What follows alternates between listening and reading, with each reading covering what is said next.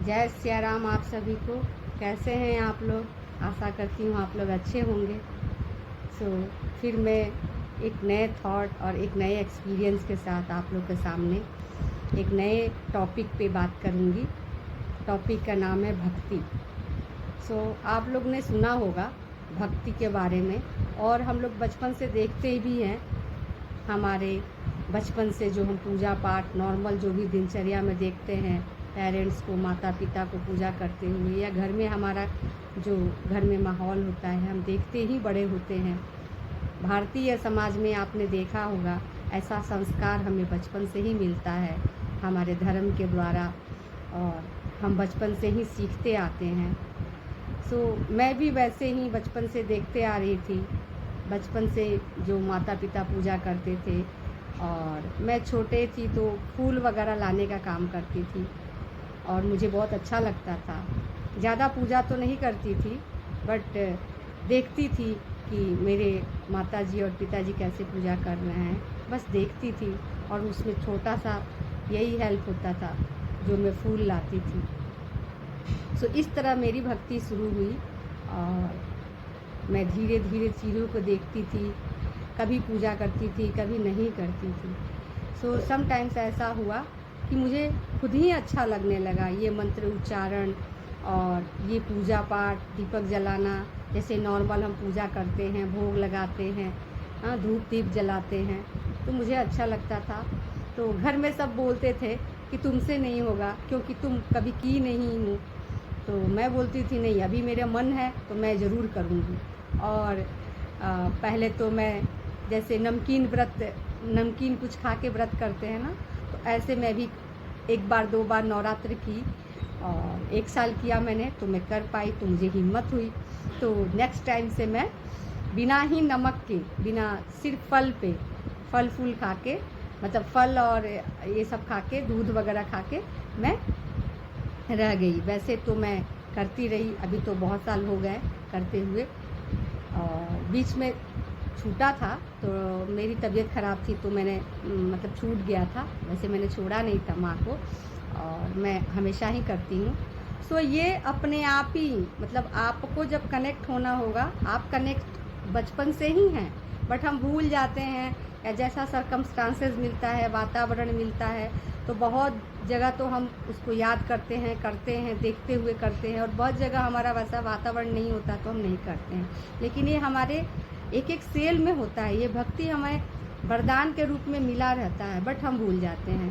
तो ये हमें याद दिलाते हैं जब हम उस परिवेश में आते हैं या उस समाज में रहते हैं, तो हमें देख के भी हम सीखते हैं, और हमारे दिल दिमाग में वो बैठा रहता है। जब ज़रूरत पड़ती है, जब आपको कभी सहारा, कभी हेल्प नहीं मिलेगा, तब आप भगवान को याद करेंगे और भगवान के करीब आएंगे। तो इस तरह से भक्ति मेरे लाइफ में ऐसे शुरू हुआ। हम सब लोग लकी हैं, सब लोग भाग्यशाली हैं कि हर के लाइफ में भक्ति है, ठीक है। और दूसरी बात मैं ये कहना चाहती हूँ कि अगर हमारे अंदर इच्छा हो रही है, तो ये भगवान की मर्ज़ी से इच्छा हो रही है। हम चाहते हुए भी नहीं कर पाते हैं, हमारे संस्कार हैं, बट हमें जब ज़रूरत पड़ती है तब हम याद करते हैं भगवान को।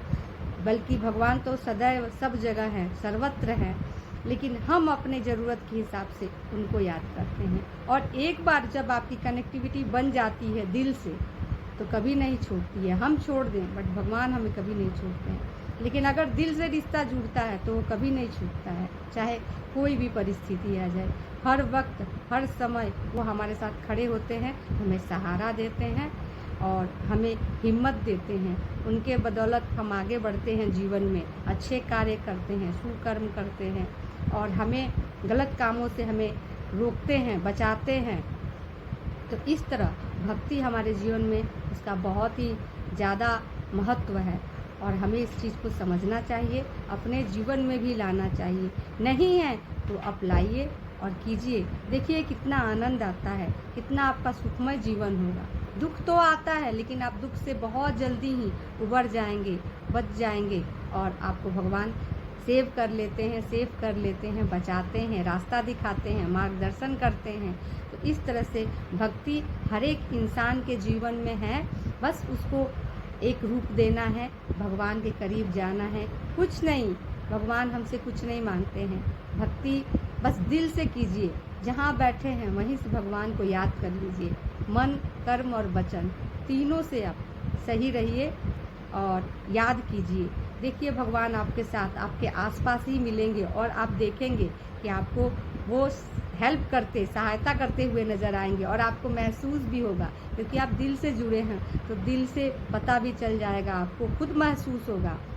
अगले को नहीं पता चलेगा लेकिन आपको पता चलेगा, क्योंकि आप कष्ट में हैं और आप दिल से पुकार रहे हैं, तो वो हमेशा हैं, सर्वत्र हैं, तो कभी भी कभी किसी रूप में आके आपको सहायता करेंगे। तो मेरे कहने का यही मतलब है कि भक्ति हमारे जीवन में है, बस आप उसको कीजिए, अपने जीवन में बोलिए और भगवान के पास जो भी जितना भी टाइम मिलता है आप उनका साथ दीजिए, मन से चिंतन कीजिए और जो भी छोटा मतलब घर में जो भी छोटा आप पूजा करते हैं, जितना भी हो सकता है, जैसा भी हो सकता है वैसा कीजिए, बट सदैव आप उनके साथ रहिए। वो हमारे साथ तो सदैव रहते हैं, हमें पहचानने की देरी है और आप जिस दिन पहचान जाएंगे उस दिन अटूट विश्वास हो जाएगा, जैसे मुझे भगवान की कृपा से ही हुआ है और भगवान ने ही कराया है।